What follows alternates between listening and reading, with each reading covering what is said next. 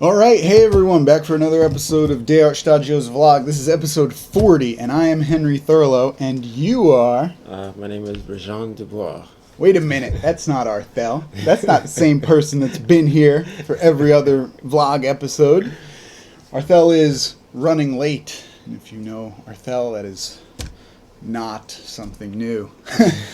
But so late this time that he can't participate in a vlog or two here. So I thought we'd have our character designer step in his place for a little bit. Ever since our very first production, actually, before we even set up this location in Nishi Shinjuku, which is where we are now, when we did the Indigo Ignited pilot film, that was the very first thing that Shtajio made back when, like, Arthel and I just kind of made it out of our apartments. You even participated in that as character designer, so you've really been the character designer for, I think, pretty much everything, or literally everything that we've of our original productions. I'm going to kick it over to ReJean in a minute, but we've known each other for a while. I think I knew you even before I knew Arthel. Yeah, by a while, by like half a year or something. It was probably like December 2011. That's specific, but yeah. December 2011. Man, that's almost 10 years then. Yeah. We're almost at 10 years. Yeah. Very cool. But yeah, I guess that was the first time we worked together. Indigo Ignited. I think. That was the first time. Like, yeah, we attended the Dr. Sketchy's. Yeah, that's where we met. That's where we met originally. And then we were always kind of like sketching together and talking about what we were doing here. But then we worked on Indigo Ignited, worked out really well. Dayart kept getting more work, and then eventually you came in fully. So now you're really here every day. So this episode's going to be introduction to our character designer. I just did a quick one there of how we know each other.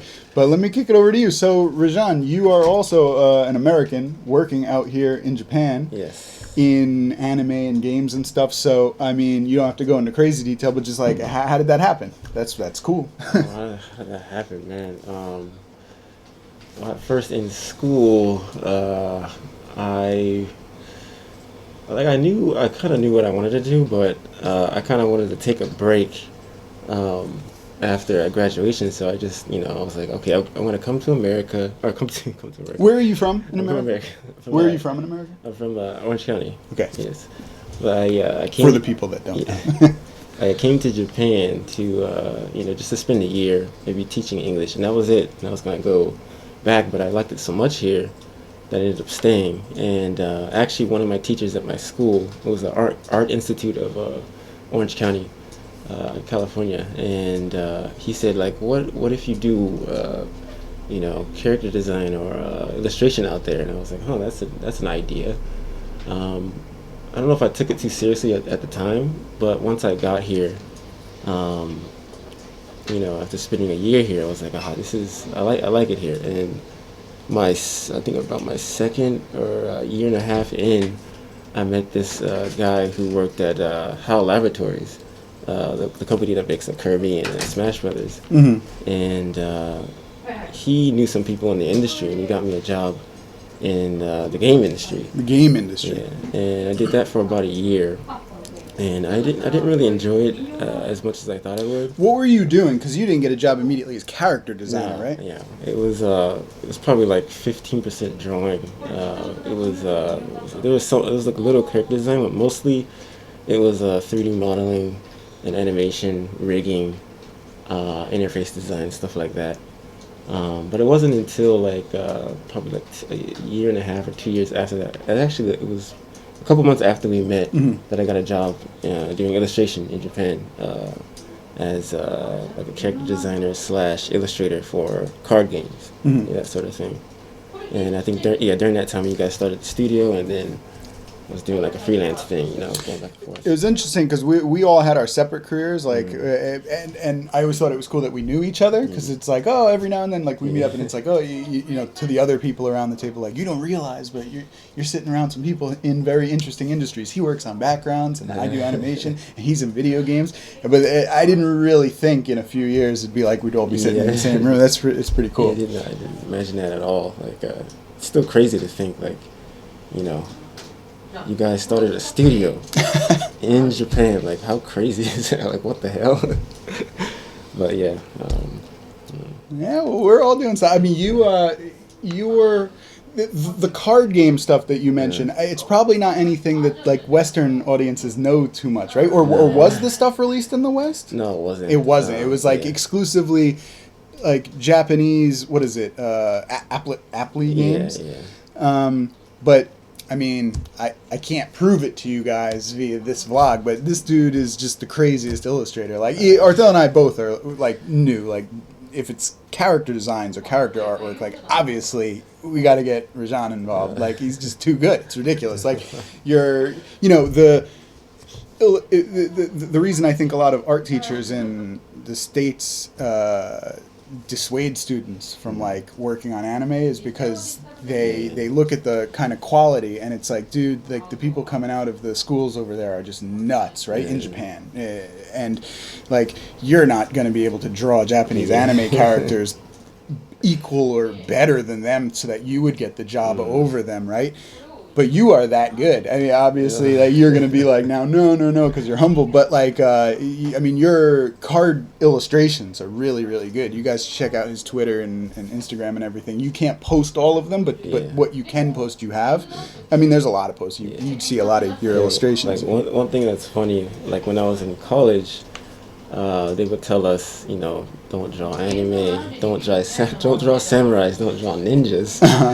And I mean, of course, I still draw that stuff. But my work, I think, is always an influence of many things. But it's funny because the first illustration a job I got out here, had me drawing samurais and ninjas for like 7 years. 7 years. That's funny. So now you're kind of character designer here, and then you also take different odd jobs. But that character designers usually do in the Japanese anime industry, which is like sakan work, like animation direction work.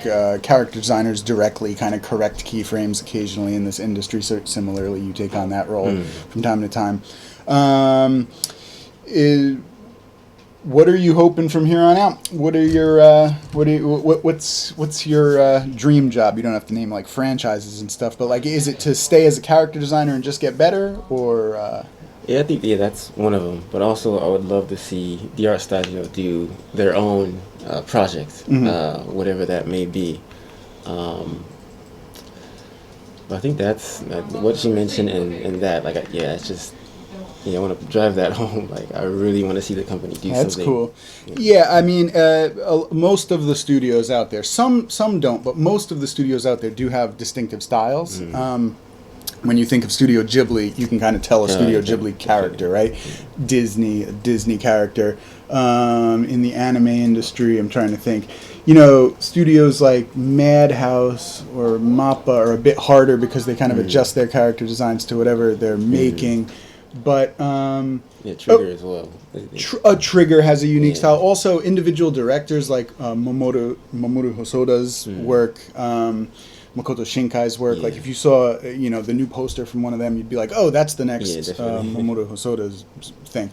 Similarly, I think, DayArt kind of wants to make that image, at least with our originals, and it will, it's appearing, be your style, essentially. So I get it, right? Like if in the future we make 100% originals, it'll be presented via ReJean style. So that's definitely cool. All right, well, anything else you want to say to the people in this introduction? Any advice you want to give to illustrators in the West that kind of might want to work on Japanese video games or anime but don't know what to or how to start? Oh man. You don't have to go into too long, but anything quick. An illustrator at a college asks you, "Man, I'd love to get into Japanese video games, but like, what do you suggest? I don't even know where to begin." What would you say? I would say, just to keep it short, like the two most important things is what you know and who you know. What you know being your skill level at your craft. And who you know, just kind of like this, I knew Henry, met him before Shtajio, and he introduced me to Arthel, and because of that, I have this job, And even before, when I talked about the game company, that was also a connection I had with somebody else. And so yeah, who you know, what you know. I think that's really important. Yeah. It's interesting. I've mentioned this in previous vlogs, and I don't know if it makes me sound like a really harsh person or whatever, but I think it's worth repeating. You know, it's not totally random coincidence though that we knew each other and then stayed connected. You know, you can choose your friends, right? If you see people in your life who are toxic or not doing things that they say they're going to do, I'm not saying abandon your friend from high school or whatever like that, but just recognize, put them in a category of like, that's a person that says they do stuff but then doesn't do stuff, right? And so if I'm having meetings about potential future jobs or working together with people, I'm probably not going to invite that person to that meeting. It's not to diss that friend. It's just that, you know, you don't do what you say you're going to do, you know? But in the other group of you know, kind of category of people is like, well, here's some friends I have, and man, every time they say they're going to do something, they do something. Like those are, you know, go-getters and people that accomplish what they say they're going to accomplish. And hopefully you are that too. You know, it's your responsibility to make sure you fall into that category. But, you know, I met a lot of people out here in Japan, but, you know, when I meet people like you and Arthel, I was like, these guys are accomplishing things, like, you know what I mean? So it's like, I want to meet with them more. I want to sketch with you more, right? And so that's what we ended up, it's not just complete coincidence. Oh, my random friend just happened to be a great character designer. It's like, I recognized right from when we met, like, this is a great character designer who works really hard. Like, that's the kind of person I want to keep talking to and know better, you know? So it's like, be wise about your friends. And if there's people accomplishing things, like, recognize that they're doing that.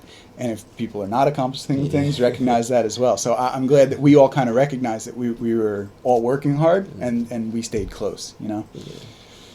All right, guys. Well, that's our introduction to our character designer. I don't know how many episodes you'll be in because you don't do the whole interview and talking, you know, too much. I don't do too well. You're very active. You're probably more active than any of us in terms of posting illustrations and stuff like that online. But you keep it to no words. You just post the art. Yeah, I think if anybody out there watching who follows me, you probably have noticed that I haven't posted in a couple months.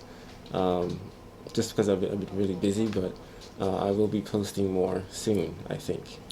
Well, yeah, our studio's been very busy recently. Actually, and I need to mention one last thing before this episode is up. So in the last episode, we were talking about the perks of working in the anime industry, and like, you know, sometimes the studios send us some freebies after we help out. And I had mentioned kind of as a joke, like, hey, Manga Entertainment, you guys have a really cool Blu-ray set coming out with Demon City Shinjuku, one of my favorite OVAs. Could you maybe send that to us? And then I posted it on Twitter too. And then Arthel asked them kind of directly because he has some connections there. So like through multiple ways, I think maybe the message got out there, like Henry wants this thing. And lo and behold, Manga Entertainment sent us the Wicked City and Demon City Shinjuku Blu-ray set. And I think this is exclusive to the UK. I don't even think they ship it like to Japan because it's like a UK exclusive kind of thing. So it's like, this like might be the only one of these in Japan right now. It's got like storyboards and stuff like that. So I love this. Thank you so much, Manga Entertainment. And I'm going to get this signed at the next Hideyuki Kikuchi Talk Live event that I always go to. All right. So, well, you know, once the world gets back to normal and events are held again. All right, guys. Well, hope you enjoyed this episode. And if you've got any questions, ask below. If you got any questions for ReJean, ask below, and we'll make sure that the questions get to him. And all right, so we end these with Shtajio Daiji. All right, see you guys next time. Bye.